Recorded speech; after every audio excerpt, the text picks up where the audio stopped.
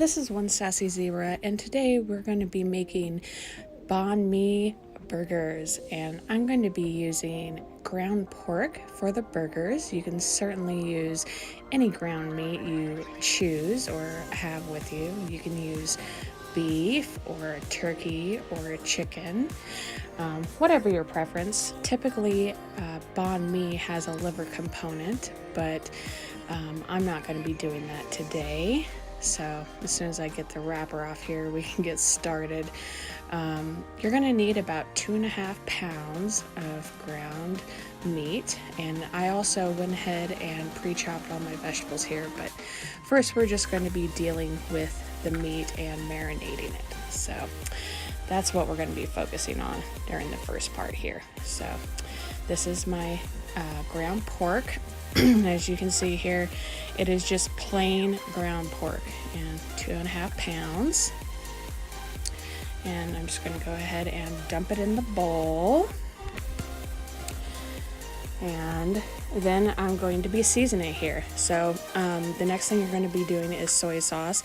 Like I said, I can't have any gluten, so I'm going to be using Bragg's, or you can be using tamari, anything that is gluten-free. But if you are not allergic to gluten, just go ahead and use any soy sauce. And I'm going to do about 2 tablespoons here, give or take. Adds a really good salty flavor. And then the next thing I will be adding is my toasted sesame oil. Has a really nice nutty flavor here. Like I said, be warned when you're going to buy this in the supermarkets, especially if you're allergic to soy. They have a tendency to blend these oils, so if it's cheap, most likely it's a blended oil. So the next thing we are going to be adding is my mirin. So you're going to want to be adding about a teaspoon. You can add a little bit more. I really like this. You can find this at any local supermarket. Sometimes it's in the Asian section, and sometimes it's over by the wines. Sometimes you can find it in the smaller supermarket sections, or sometimes you have to go to like a natural grocers, or sometimes like Whole Foods to find it, or even the Asian markets. Like I said, you're going to want to add about 1 teaspoon. It has a really nice sweet flavor to it. It's not sake, but it's really good. The next thing I will be adding is my ginger. So if you don't have fresh ginger, go ahead and use your ginger juice. And if you're going to use fresh ginger, go ahead and chop up about a tablespoon of ginger and add it into your meat. And if you're going to be using ginger juice, go ahead and use about a teaspoon, and go ahead and shake the bottle really good. And if you don't have that, go ahead and use ginger powder, and just like a teaspoon. Go ahead and throw that in. I know not everybody has these ingredients, so I like to give alternatives, especially when you're a truck driver, RVer, or camper. It's good to have alternatives here. Next thing we're going to have is chili sauce. And I don't have the garlic chili sauce, but it's easier to find the chili garlic sauce. Like I said, I don't have chili garlic sauce because I'm allergic to garlic. And I'm adding 1 tablespoon of chili garlic sauce to this. So you can also add garlic to this recipe too, and I'd be adding about a tablespoon. Next thing is fish sauce. You're going to want to add about a teaspoon of fish sauce. The thing about fish sauce is, like I said in my previous videos, do not let this bottle tip over. Some of the fish sauces are have a soft bottle to them, and they have a tendency to leak around the lid, and it will make your room stink or your truck stink. So just be careful with the fish sauces. But it has a really nice salty flavor. The next thing you're going to want to add is salt and pepper, just to taste. If you're unsure about how much salt and pepper to add, once you're done seasoning this meat, go ahead and fry up just like a little meatball patty.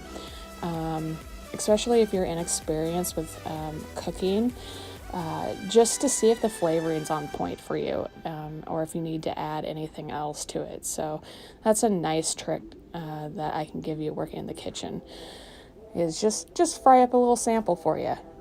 And then the next thing is I have that lime salt that I really like to work with, especially in Asian cooking. But most likely you don't have lime salt. Just go ahead and omit the lime salt. Just use regular salt. And the next thing I'm going to be adding is my onion powder. If you don't have onion powder, just use onion granules. And if you don't like a strong onion flavor, just use less, or you can omit this.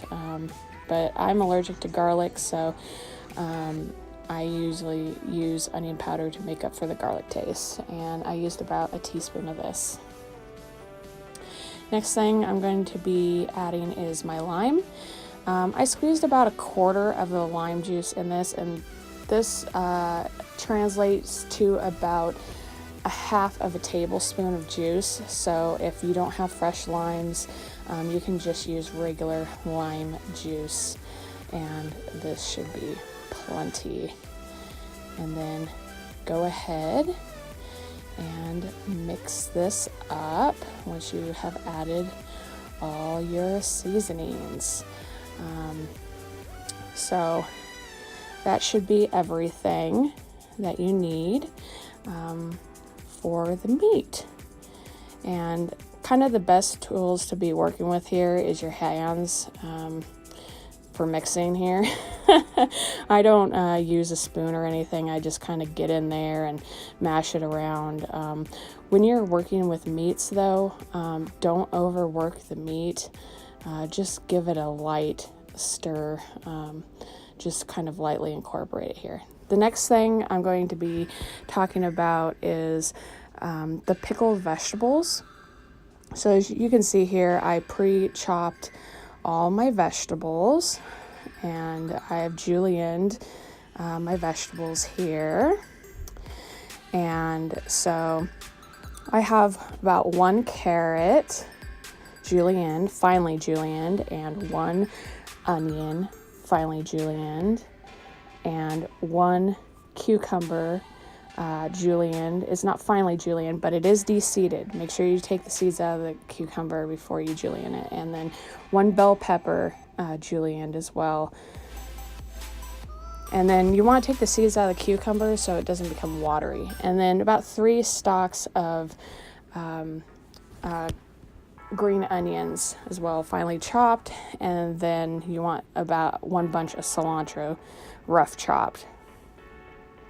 And that's all the vegetables that you're going to be using for this recipe. Not everything's going into the pickled vegetables. In fact, only your red onions and the carrots you're actually going to be pickling.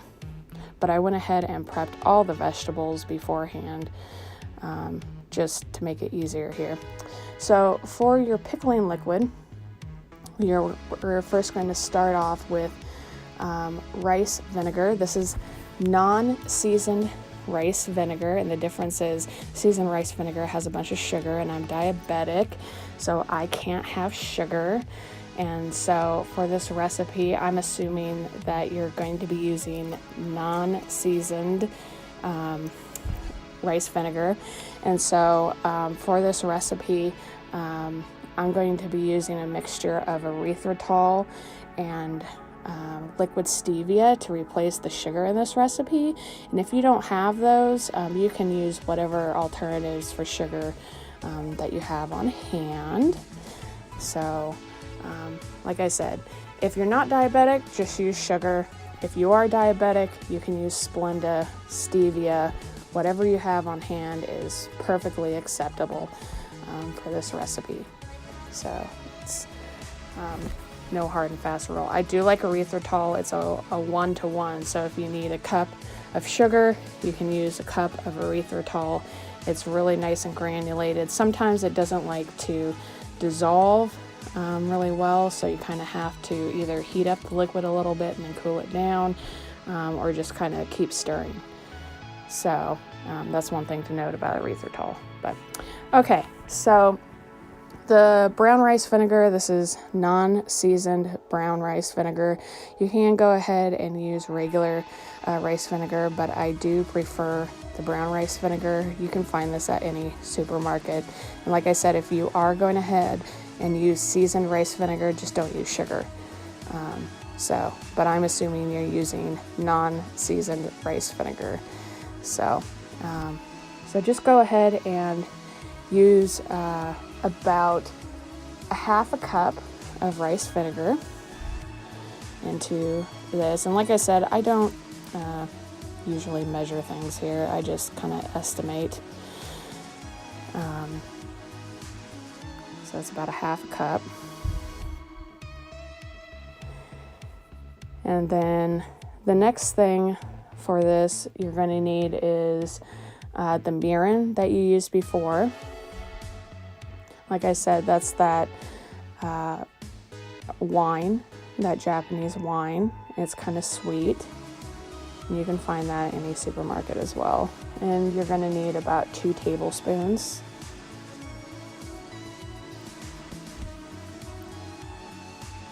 And then you're going to need about 1 teaspoon, of sugar. And like I said, I didn't really measure. And I used erythritol to start out with.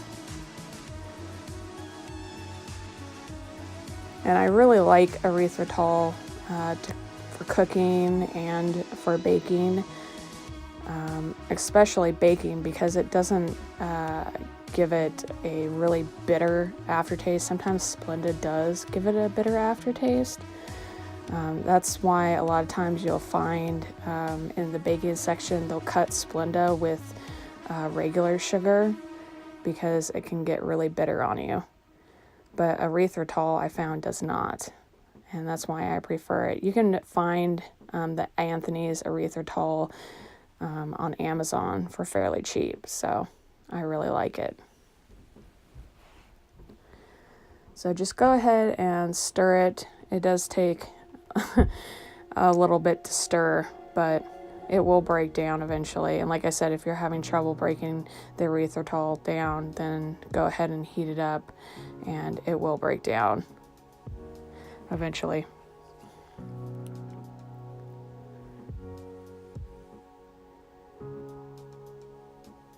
Okay, so the next thing is the lime.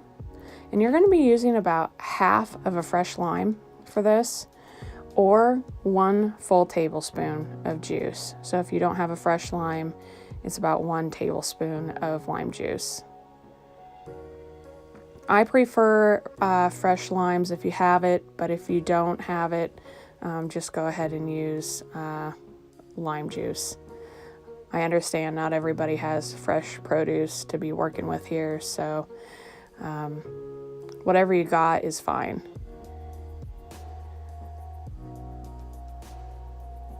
And then we're also going to be adding, the next thing will be the chili flakes.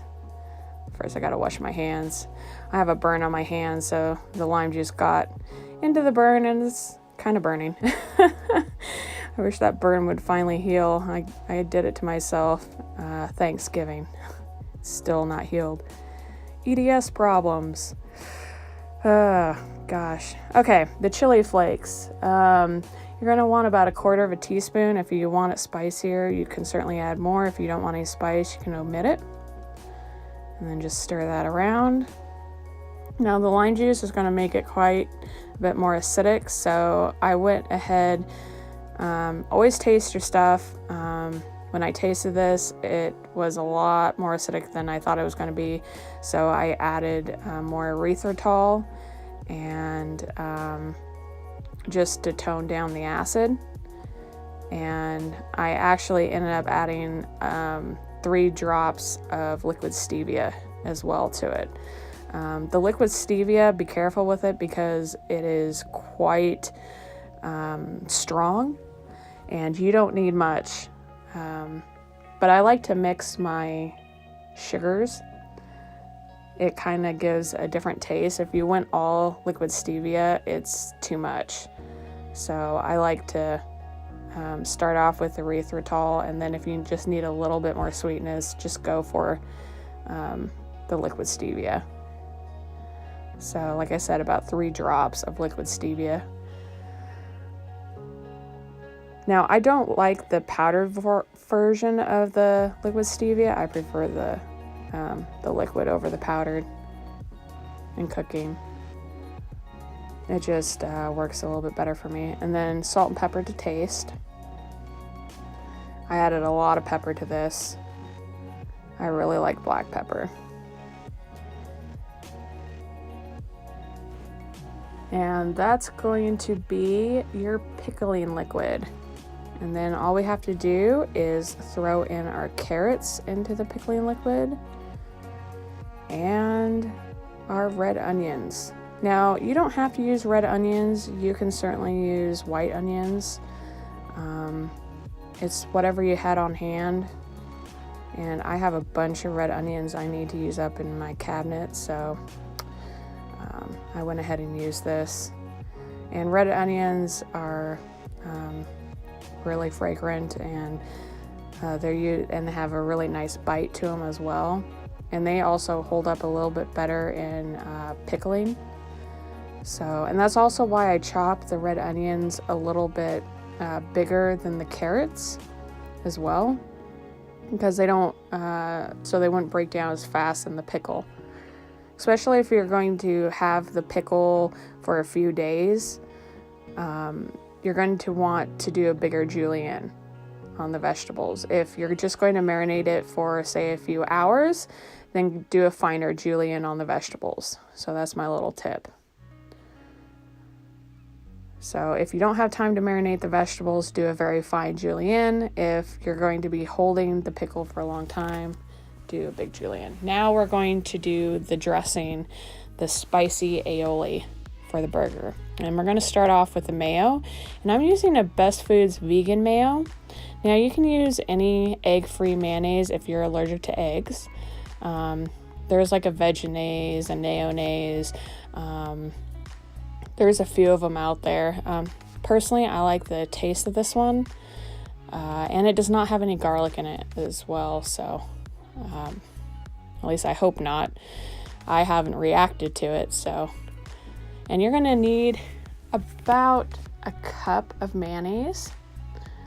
So we start with that. And this is a very easy dressing to make as well.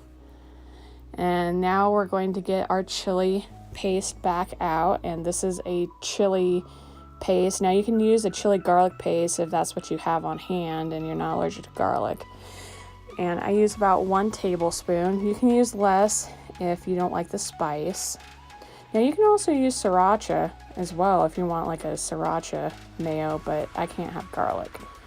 And now you're going to use 1/4 of a lime, or about 1/2 of a tablespoon of lime juice.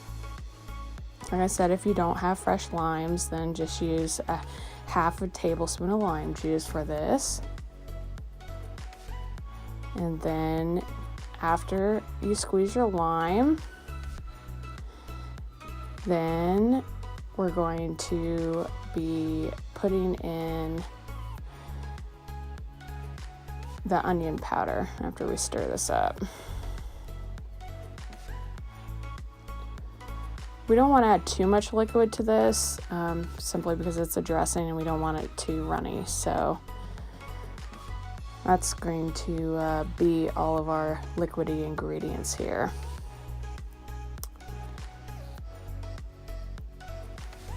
So with the onion powder, if you have just onion granules, that's going to be fine too. Right now all I have is onion powder. I'm going to use that up, and then I'm going to dig out my onion granules. Okay, so like I said, next we're going to be putting in, cilantro. Sorry, I got ahead of myself. Cilantro, 2 tablespoons. This is just a rough chop on the cilantro. I didn't finely chop this. Stir that in.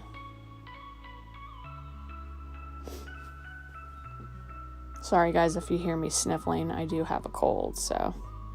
And then Thai sweet basil. This is a dried Thai sweet basil that I've used in my previous recipes. I'm going to head and throw in about 1 tablespoon. Most likely you guys, especially, are not going to have a dried Thai sweet basil. But if you guys have fresh, that's great. I don't have any fresh on hand right now, and I go ahead and grow my Thai sweet basil. If you do not have any Thai sweet basil, go ahead and omit this.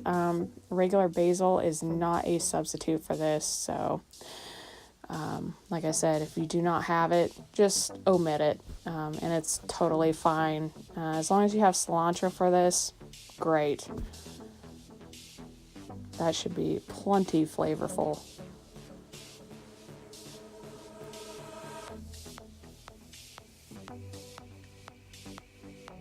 I'm trying to find my onion powder.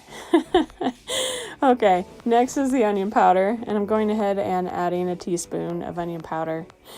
And if you don't like the flavors of onion, you can go ahead and omit this. But like I said, I can't have garlic, so. But if you can't have garlic, you can add a garlic powder to this, and that would make it really good. And then you're going to be adding salt and pepper to taste. So I'm adding a lot of black pepper at this point. And then I'm stirring this up. And as you can see, it's going to be this kind of like a orangey reddish color. And always taste your sauce. Make sure you have enough salt and pepper in it as well. And if you're going to be adding sriracha, it's about the same color. All right, so now we're going to start cooking our burgers. And I'm going ahead and using the Instant Pot. If you don't have an Instant Pot, use whatever you got. If you just got your skillet, that's fine. So I'm just going ahead and using my Instant Pot because I'm showing you how to cook everything in the Instant Pot. So I went ahead and preformed my patties. The easiest way to do that is use like a half cup measuring cup and packing it in there, and then flipping it over in a plate and just pushing it down. All right, and we're going to be using the saute button. Just push that there. And if the more feature isn't already on, just go ahead and push the adjust until it's already on. So just keep hitting the adjust button until it's on. You'll have 30 minutes to fry these burgers.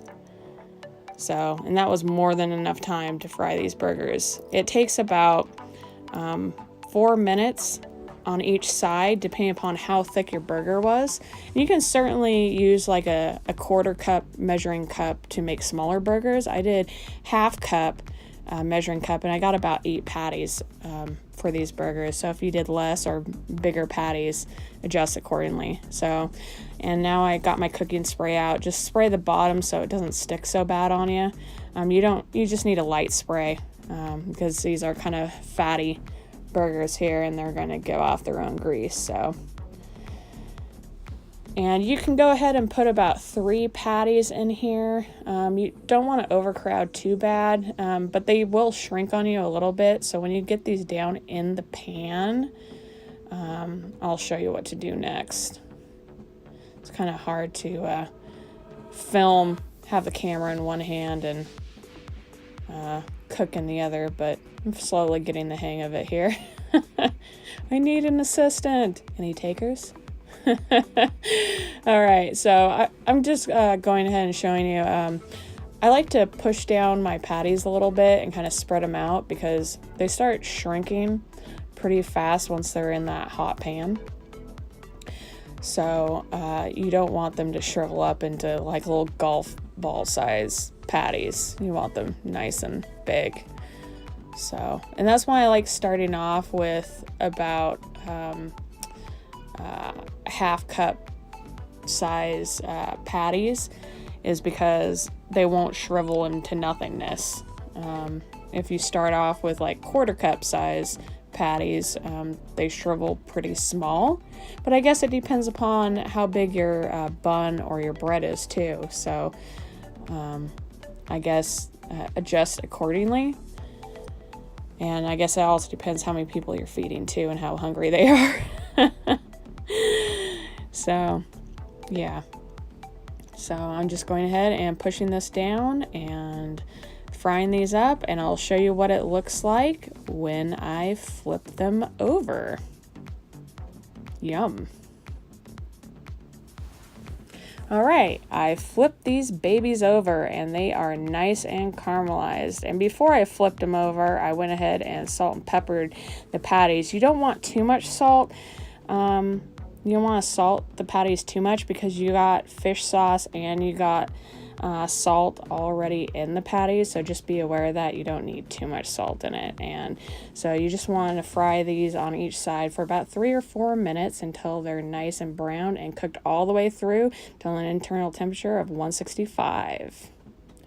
All right, now we're just making the burgers. All right, and I'm choosing my gluten-free sourdough bread here, and I'm making 2 sandwiches. My mom and I wanted some. Yum. And here's the spread, my spicy aioli. Going ahead and spreading that all over both sides here. Kind of speeding this up so it doesn't take forever here. We're already probably at like 30 minutes. Ugh, crazy. I know. And I'm so hungry. My mom and I want to dig in. She's drooling over my shoulders. She's like, oh, this smells amazing. And I know you guys are probably like, wow, these look amazing too. I can't wait to see this. The finished product. Go ahead and put your patty down. Oh, these are so hot. Ow, ow, ow, ow, ow. These just came out of the Instapot and they're nice and golden brown. Okay, now put your cucumbers down. Nice layer. They're crunchy. So delicious. Now the peppers. Good handful. Yum. Any color bell pepper will work too. Green, yellow, whatever you got. Just throw it down. Okay, pickled veg. Yum.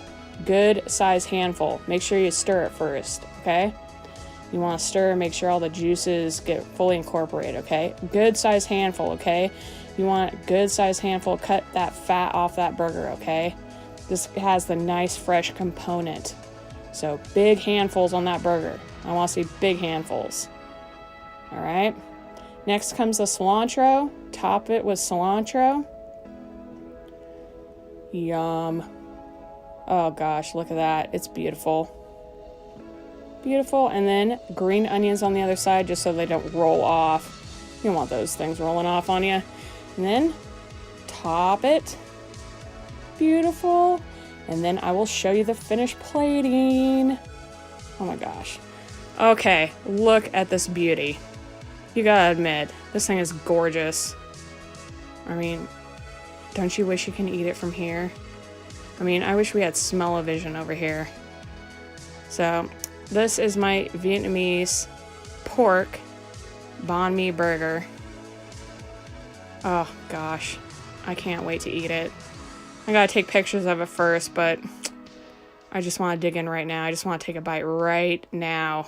It's just beautiful. I mean, there's so much pickled veg you almost can't see the burger, but who cares? So, all right, like, share, subscribe for more, and I'll see you on the next video, guys. Bye.